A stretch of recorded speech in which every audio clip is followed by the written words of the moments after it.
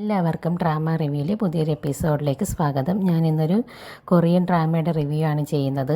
ഡ്രാമയുടെ പേര് true beauty എന്നാണ്. ഈ ഒരു ഡ്രാമയെക്കുറിച്ച് അറിയാത്ത ഫ്രണ്ട്സൊന്നും കാണില്ല. കാരണം കൊറിയൻ ഡ്രാമാസ് ഇഷ്ടമുള്ള കൂടുതൽ ആൾക്കാരും ഈ ഡ്രാമ കണ്ടിട്ടുണ്ടാവും. മുഖ്യ ആൾക്കാരുടെയും ഫസ്റ്റ് ഡ്രാമയും ഇത് തന്നെയായിരിക്കും. കൊറിയൻ ഡ്രാമാസിൽ എൻ്റെയും ഫസ്റ്റ് ഡ്രാമ ഇതാണ്.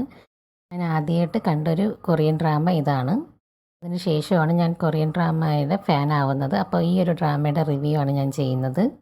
ഞാനാണെങ്കിൽ ഇവൻ്റെ കോളേജിൽ ഒരു കോൺസേർട്ട് അറ്റൻഡ് ചെയ്തുകൊണ്ടിരിക്കുന്ന സമയത്ത് ഒരു പാട്ട് കേൾക്കുമ്പോൾ അവന് പെട്ടെന്ന് പാനിക് അറ്റാക്ക് വരാണ്.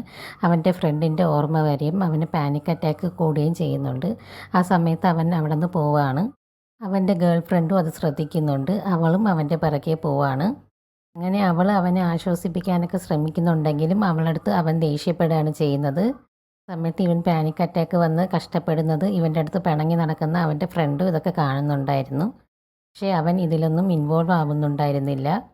ഒരു 3 പേരടങ്ങിയ ഒരു ഗ്യാങ് ആയിരുന്നു. ആദ്യം തെറ്റിദ്ധാരണ മൂലം ഇവരെല്ലാവരും പിണങ്ങിയും സെപ്പറേറ്റ് ആവുകയും ചെയ്തിട്ടുണ്ടായിരുന്നു.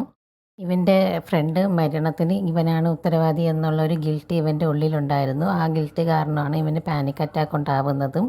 ഇവൻ്റെ ഫ്രണ്ട് മരിക്കുന്നതിന് മുമ്പ് ഇവനെ ഫോൺ വിളിച്ചിട്ടുണ്ടായിരുന്നു. ആ കോൾ അവന് അറ്റൻഡ് ചെയ്യാൻ പറ്റിയിട്ടുണ്ടായിരുന്നില്ല. അത് കാരണം അവന് നല്ലൊരു ഗിൽറ്റ് അവൻ്റെ ഉള്ളിലുണ്ടായിരുന്നു. അടുത്തൊരു വീഡിയോ ആയിട്ട് ഞാൻ വീണ്ടും വരുന്നതായിരിക്കും.